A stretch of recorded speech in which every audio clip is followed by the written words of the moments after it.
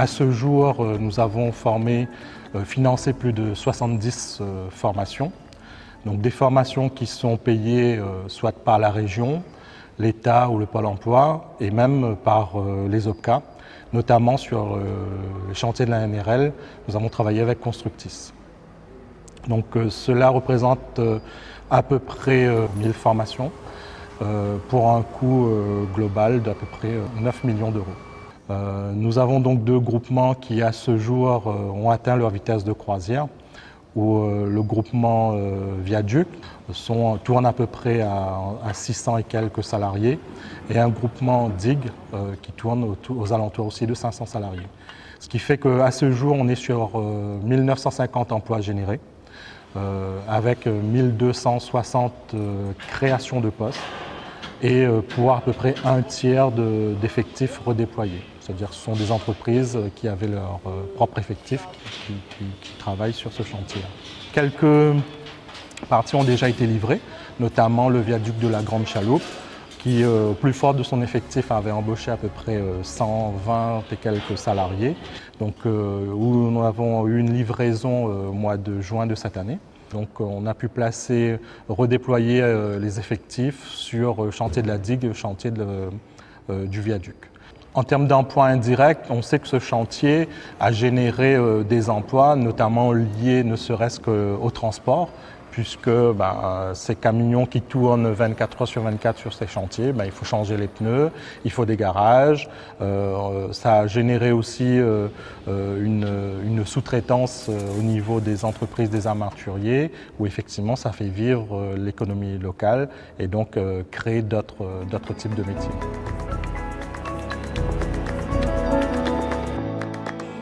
Sur cette année 2017, si on essaye de passer en revue nos différents ateliers, sur les travaux de préfabrication, tant de piles que du tablier, on a atteint 50% d'avancement à fin octobre.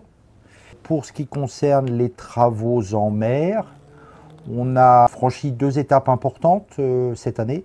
La première, au mois de mai, on a terminé les travaux de vibrocompaction. Les études géotechniques avaient mis en évidence que sur 11 des 48 piles, les caractéristiques du terrain en place étaient un petit peu faibles.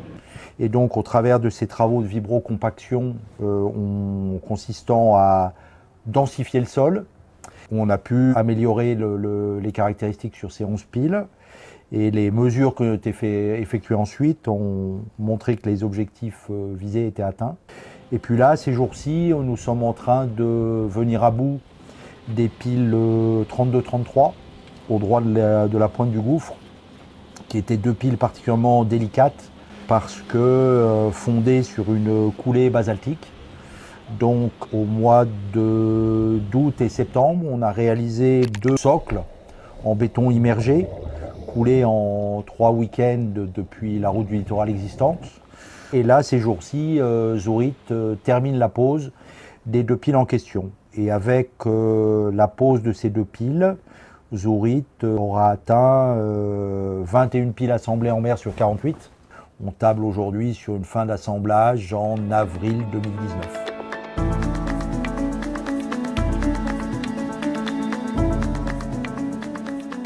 Donc la digue D1 fait 1460 mètres, c'est une des plus grandes du marché MT5.1.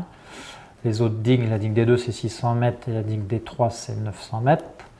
La digue D1, donc la partie inférieure étant terminée, il y a les murs chasse-mer qui ont bien démarré, qui sont bien avancés, puisqu'il ne nous reste plus que 6 plots à réaliser côté musoir, là où le marché viaduc est en train de construire sa culée sur Pieux. Donc on n'a plus que cette zone qui est un peu immobilisée en attente de finalisation de la culée. Et donc à partir de ce moment-là, on pourra finir ces 6 plots et continuer à monter la route pour pouvoir la livrer à l'horizon 2020. Alors les murs chasse-mer sont bien avancés et donc depuis le mois d'août-septembre dernier, on a commencé le mur de soutènement côté falaise qui s'appelle un talus ready avec des gabions qui sont empilés les uns sur les autres. Donc ça, c'est un travail assez prenant puisqu'il faut monter des couches de 50 cm, les compacter, remettre 50 cm avec des nappes qui tiennent la digue en elle-même. Et on est presque à hauteur puisqu'on arrive à quelque chose comme 15 mètres au-dessus de la mer. Donc aujourd'hui, on a atteint quand même un bon chiffre de pose d'acropodes puisqu'on doit être autour de 17 500 blocs qui ont été posés. Et donc on a développé des systèmes qui allient à la fois du géopositionnement, des systèmes GPS dans les engins, et un système qui permet de visualiser l'acropode en 3D.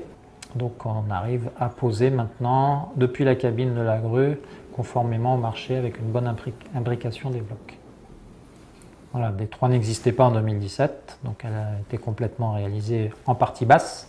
La partie haute va commencer à démarrer. Donc beaucoup de défis sur ces digues.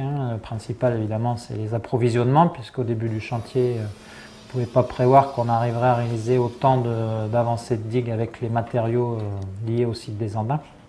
Donc c'est une grande satisfaction, sachant que ces sites d'Andins participent aussi au développement agricole de l'île, puisqu'on redonne de la surface aux agriculteurs. Et après, on attend donc l'ouverture des carrières pour redémarrer le chantier et finaliser la digue D5, la dernière digue à faire pour faire la jonction entre Grande Chaloupe et Possession.